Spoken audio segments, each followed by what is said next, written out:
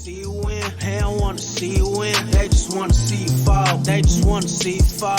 Baby, stack up your ends. Make it stack. Show them suckers how to ball. Show them suckers how to ball. They don't wanna see you win. They don't wanna see you win. They just wanna see you fall. They just wanna see you fall. Baby, stack. Yo, what's happening, all my players and playerettes out there? We are back with another episode of Player Parlays.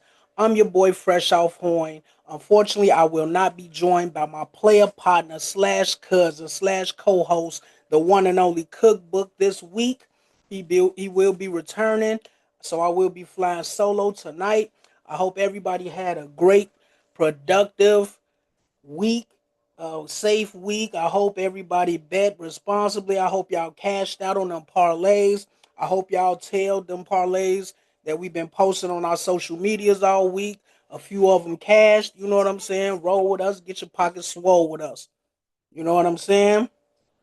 Yeah, my week, y'all, was pretty productive, man. I got a lot of business handle. You know what I'm saying? I had a little studio time working on a new project. Y'all be on the lookout for that. You know what I'm saying? New fresh off music on the way soon. Hopefully sometime this spring. So yeah, be on the lookout for that on all digital streaming platforms. You dig? So this past Sunday was Super Bowl 60. I'm sure everybody was tuning in. Um my opinion, man, it just didn't really do it for me, man. If not the worst, it was probably the most boring Super Bowl game I ever seen in my life, man. It was pretty predictable, man. It was I knew that was gonna happen. I said it like probably like mid season that the Seahawks was gonna take everything. So I will be accepting all props and acknowledgement for that. You know what I'm saying? So just hit the inbox or, just leave a comment, you know what I'm saying fresh off. You was right, I salute you, player, you know what I'm saying? You feel me? So yeah, the Seahawks took the game 29-13. The first half, the Patriots was just dead flat, man. They couldn't get no offense going. Stephon Diggs was pretty unproductive. I mean, pretty much all their receivers was kind of unproductive on the New England side because I guess the Patriots O line just didn't really come to play, or either that or they was just overwhelmed by the front line of the Seahawks. I think they gave up 6 sacks, I believe, and that's pretty. That's a large number, especially for a Super Bowl game. It looked like they was gonna shut them out at first, man. Luckily, though, they got some points on the board. You know what I'm saying? They didn't go out completely bad, but yeah, it just looked bad, man. But yeah, like I said, man, I knew the Seahawks was gonna take everything. They just looked like the more dominant team. You know what I'm saying? Sam Darnold did his thing. So congratulations to the Seahawks, man, and big congrats to Kenneth Walker the third, walking away with that Super Bowl MVP, man. He was on fire, man. I believe I even gave out that prop last week that Kenneth Walker for a touchdown. I had him and I had Smith and Jigba for a touchdown. He actually, well, we thought he scored a touchdown, but I think it was a penalty and it got called back. So you know what I'm saying? They hated on a player. So one of the two, came through. I believe Cookbook gave y'all Drake May for 2 touchdowns. I tried to tell him he wasn't gonna do it, but Cookbook, he never listens. Ever since a little boy, he never listened. He never listened. So, if you roll with Cookbook, then you got cooked. Needless to say. You know what I'm saying? But you roll with Fresh Off, you at least got one of them two props. You feel me? So, hopefully you put that on your ticket. You know what I'm saying? And was able to, pad your pockets like a player. Because you roll with us, you get your pockets swole with us. You did.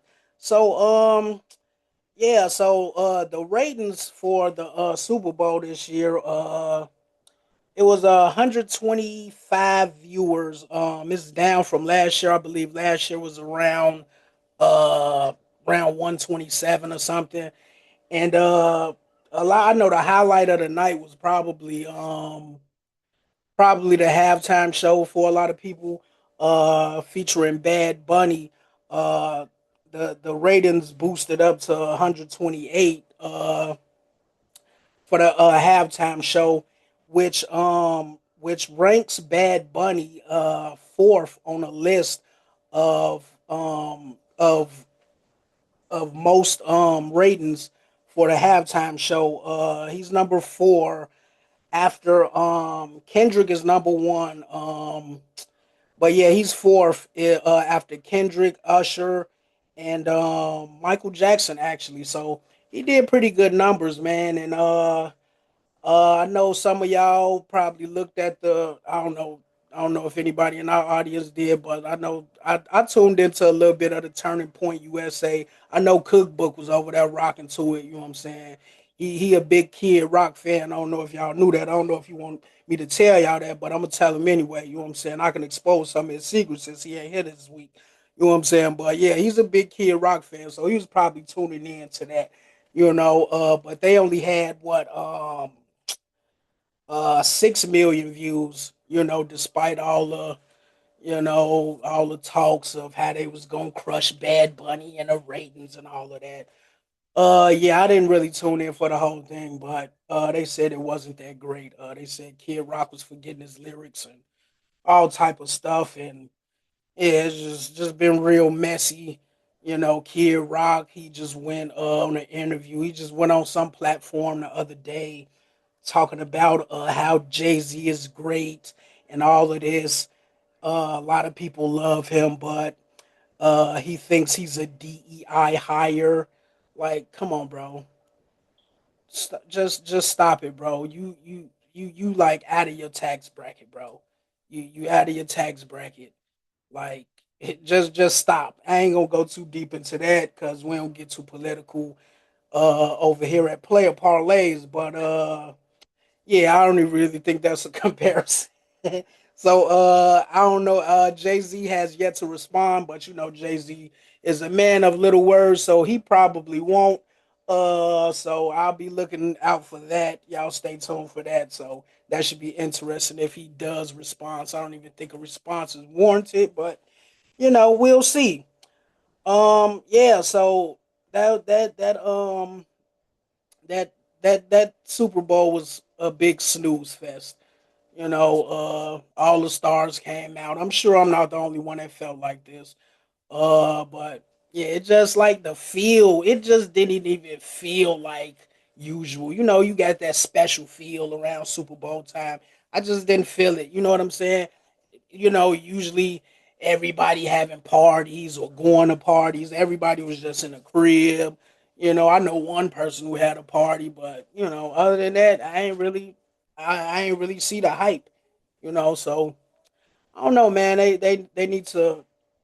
I don't know, man. Maybe it just wasn't a good matchup.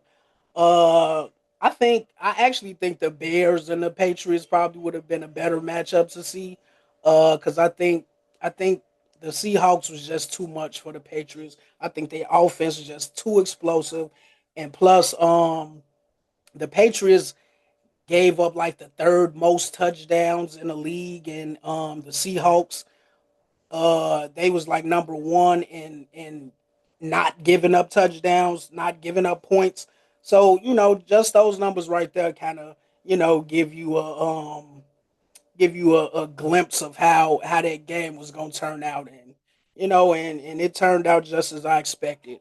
So hopefully next year's Super Bowl will be more exciting, and we'll be tuning in to see who's gonna be that halftime performer next week. It's always controversial, and people always it's always two sides, and people always going back and forth who don't like who and all of that. So we'll see. But I know a lot of people been asking for Chris Brown to perform next year, and I think that'd be awesome, man. Chris Brown is a great performer. He can definitely rock any size crowd, man. If Usher did it, Chris Brown could definitely do it. The talent level is about neck and neck. Some would say Chris Brown is a little better. I'm not really sure. That's another conversation for another day. I think Chris is a little younger, so he might have a little more energy. So he might even rock it more than Usher. But you know, so we'll see, man. We will see. We will see. So after that snooze fest of a Super Bowl, reports came out that 49ers player Keon White was shot in the ankle at an after party in San Francisco after the game. Um, they say he was throwing a private party at a club. He was throwing a private party at a club, and it was like multiple levels to the club. So apparently Lil Baby, the rapper Lil Baby, was performing upstairs from where he was having his party at. So a witness account says that Lil Baby and his entourage was trying to enter into Keon White's private party, but I guess they were denied entry. So argument broke out between White and Lil Baby, and ultimately Keon White suffered a gunshot wound to the left ankle.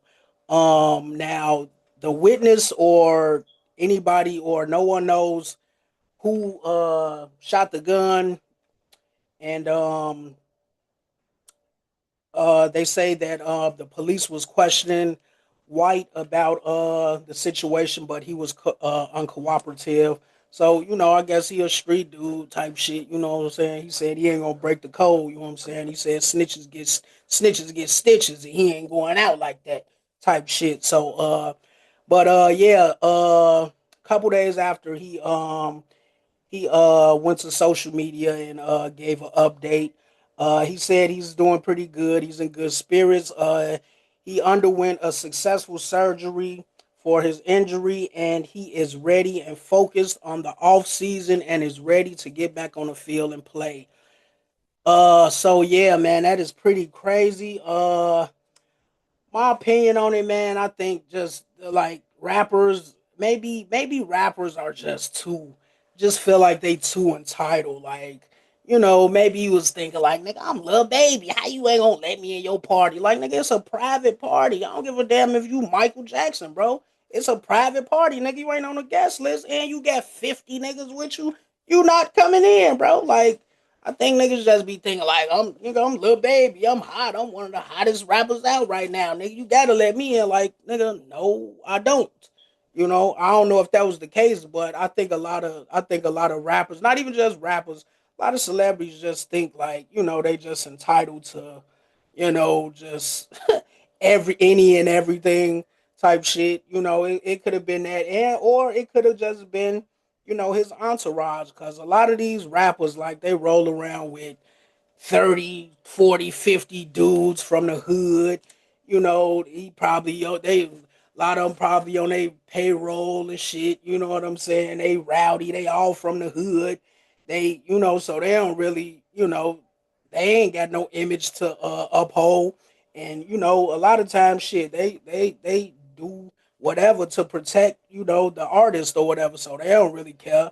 So shit, and I think a lot of these rappers entourages and shit fuck around and be like they downfall, because you can't control 50 grown ass men from the hood. I don't care how much money you got type shit. So it could have been that, man.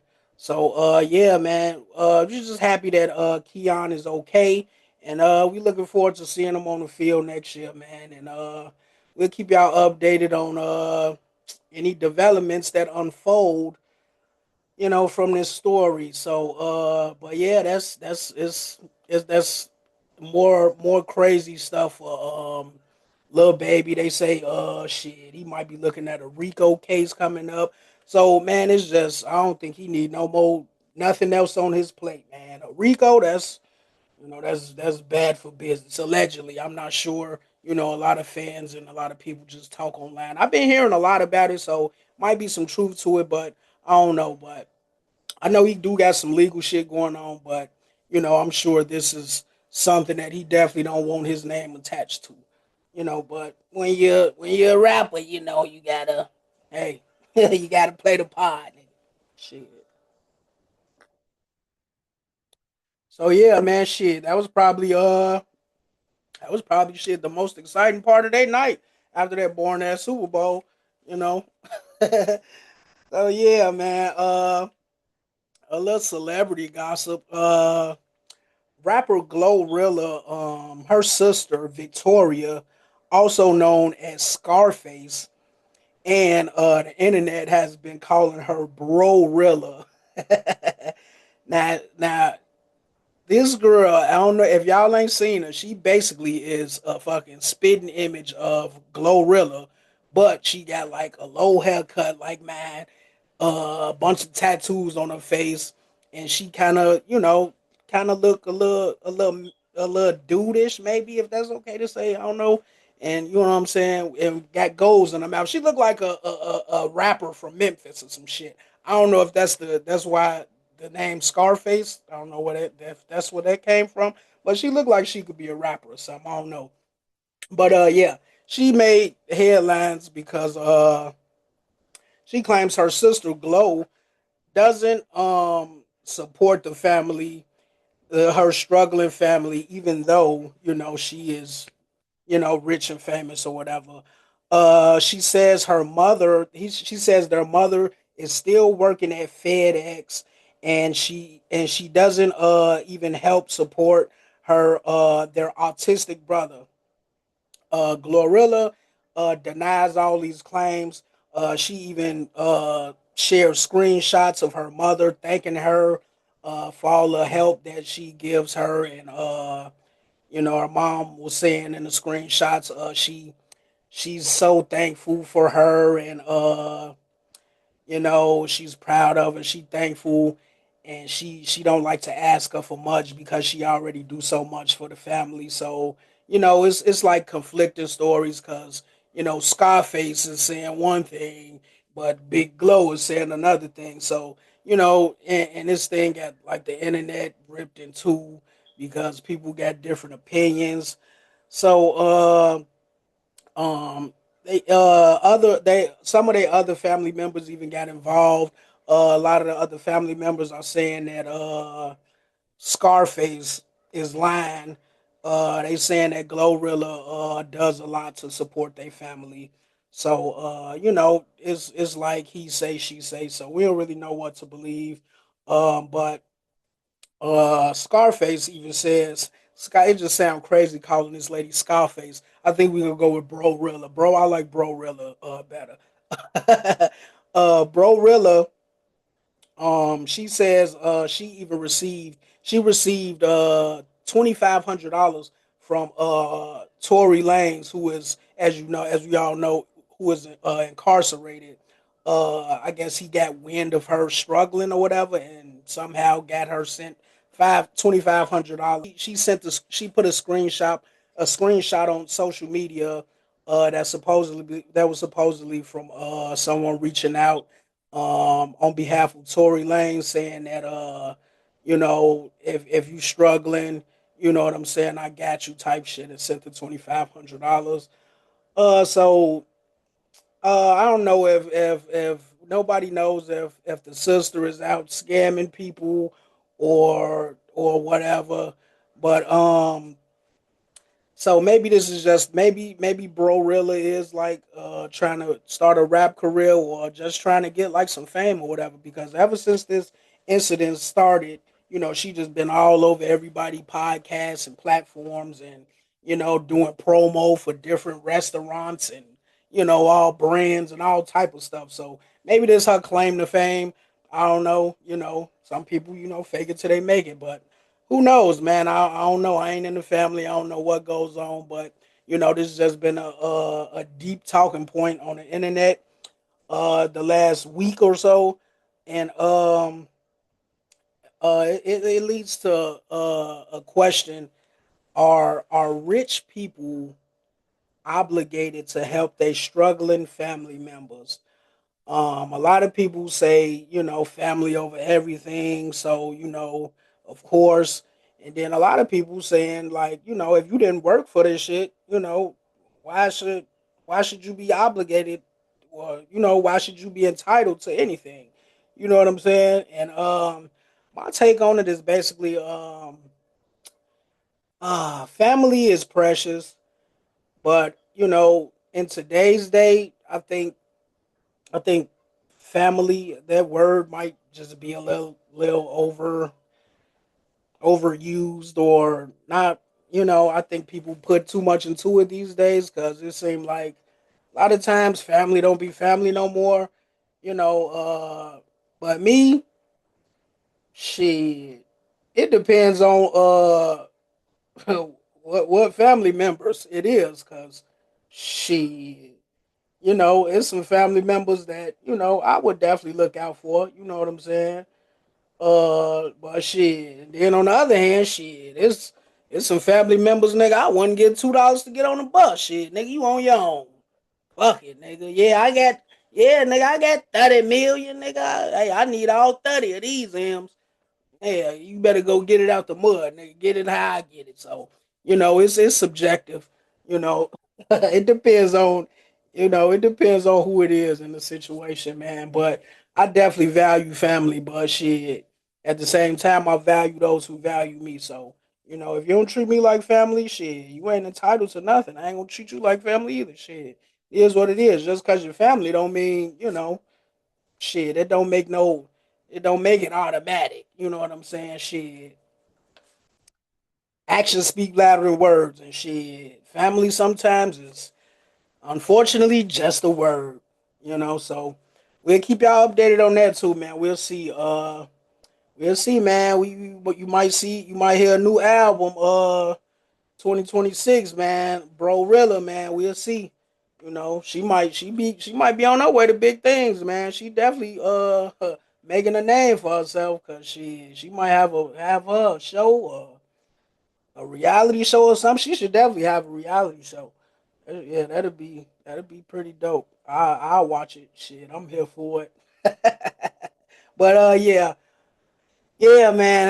That's pretty crazy. Pretty crazy. So yeah, this week is the All Star Weekend.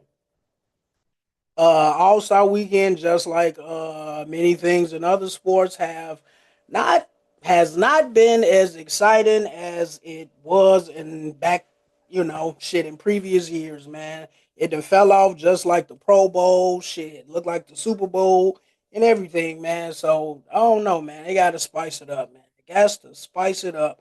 But my two favorite events are the slam dunk contest and the 3-point contest. The All Star game, it used to be exciting when they was kind of playing for real, but now it's just like whatever. So it'd be like 200 to 300. It's just not fun to watch no more. But this slam dunk contest, the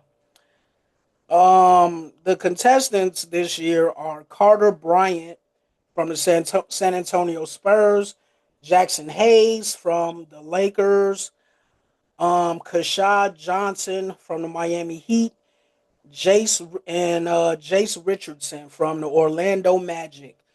Now, Jace Richardson is the favorite to win this year's competition. Um, and looking at all these guys play,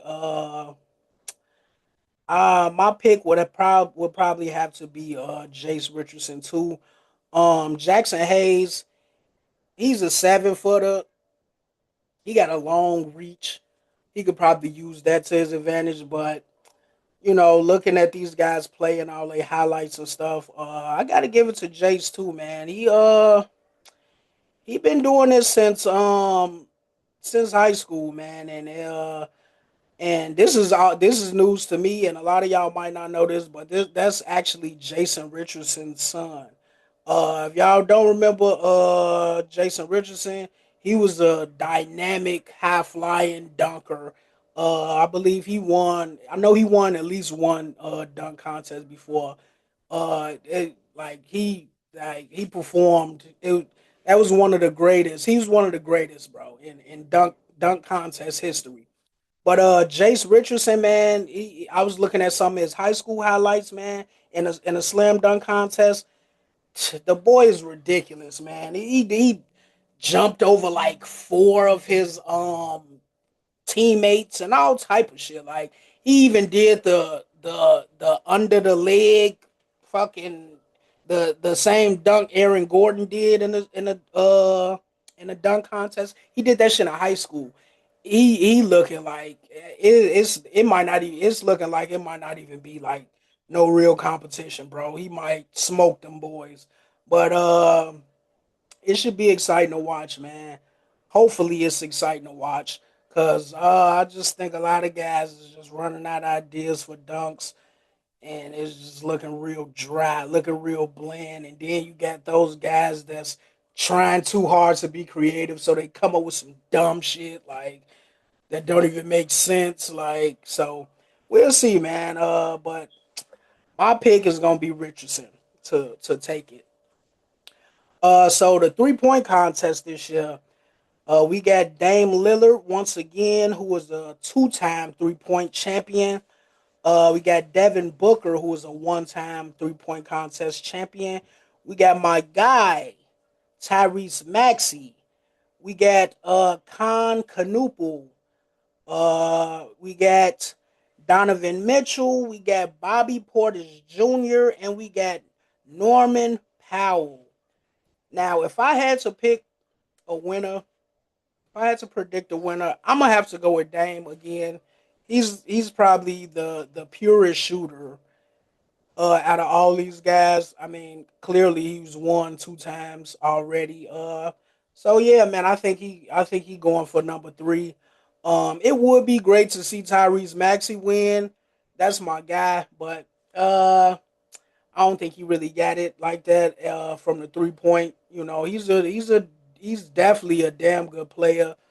You know what I'm saying? But I don't think the 3 point shot is particularly his bread and butter. You know what I'm saying? I'm not giving it to Maxi for the three at the end.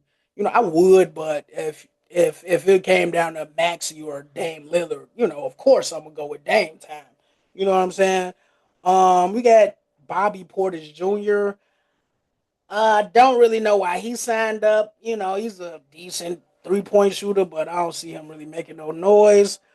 Canuple, I ain't really seen. I need to see more from him, so I don't. It's kind of hard to say. He's a great player, no doubt, but as far as a 3 point scorer, eh, I need to see more. We got Donovan Mitchell. I think he got a fair shot. I believe he came close last year. I think maybe might have got down to the final rounds, but fell short. Yeah, I think he probably got the second best chance. And Devin Booker, I think he got a shot too. So yeah, we'll see. We shall see. We shall see. We shall see. Hopefully that'll be the spark of the weekend because I don't think the game is gonna be it, even with the new format. The young guys and the stars and the stripes against the world. That might be interesting. I just hope the guys play for real. It'll be interesting if they actually, show up to play. So we'll see.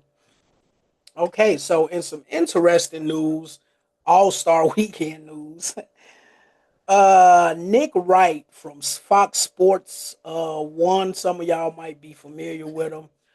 Um, he's on a podcast the other day, and he was asked the question: Do you think that the All Star Game could ever be, kind of like what it used to be? Exciting like it used to be? And his response was, and he think it could possibly be revived in about 4 years if rookie Khan Canuple, who we just spoke about, if he stays on the same trajectory, if he like keeps playing great. I mean, obviously he'll probably get greater, and you know, and he says in 4 years, if they change the format to black players versus white players, that would make the game interesting again. Uh, he says he thinks the guys will play much harder. They'll play much harder because they'll have, they'll be playing, on edge and with something to prove or some shit like that. Uh, y'all know we don't do no type of division or nothing over there. Nothing like that over here at Player Parlays. But I personally think that would be interesting to see. But in today's climate, I don't think they could do no shit like that because just for obvious reasons, shit, these fans just take shit way too far. It'll just, it'll be fans turning it into something that is not. And, it's just too many fucking nuances behind it. I don't know if I use that right, but I think y'all know what I'm trying to say. But yeah, but I think it'd be a competitive. I think it'd be real competitive. Like the white guys against the black guy. Like we got the white guys like Luca, Joker, Cooper Flag, the rookie Khan Canoopul, and Austin Reeves. That's a pretty solid vibe. Them white boys can hoop like a motherfucker. And you know what I'm saying? We'll take the five, best players, black guys in the league right now. We have like a SGA, a Ant Man, a Wimby, of course, Katie, and we'll throw like a Jason Tatum in there. I think that'd be a fucking awesome matchup. I really do. If I had to give it to somebody, I would probably say I would have to give it to the black guys, not because I'm black, but basically I think the black start the if those five guys if those five black guys was on the team together, I think the defense would be a lot better. Those five guys stick much better defense than those other five guys. Like we know Luca definitely don't stick no defense. Joker don't stick no defense. Cooper Flag needs to see more. Maybe he's a little bit. Khan Kanupu, I need to see more too. And you're a rookie.